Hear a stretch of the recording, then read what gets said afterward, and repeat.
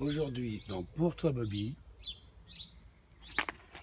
bonjour, je m'appelle Robert Leclou, je suis lapointologue, c'est-à-dire j'étudie le cas Bobby Lapointe.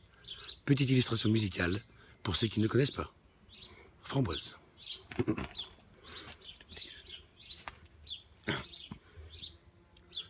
Elle s'appelait Françoise, mais on l'appelait Framboise.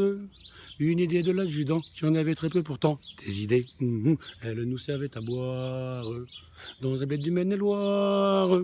Mais c'était pas Madelon, elle avait un autre nom, et puis d'abord pas question de lui prendre le menton. D'ailleurs, elle était d'Antibes, qu'elle a Vanille et Mamelle sont les framboises du destin.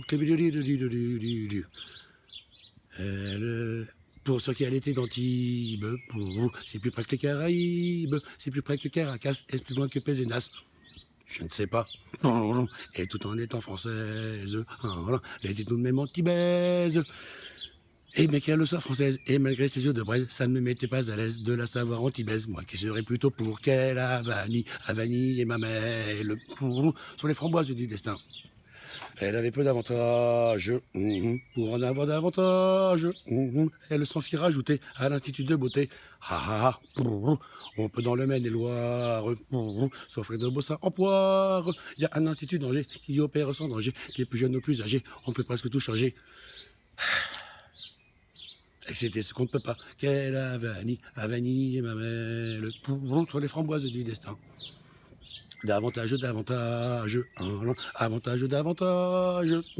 lui dis-je quand elle revint avec ses seins angevins, 2 fois 10. Permets donc que je lutine cette poitrine angevine.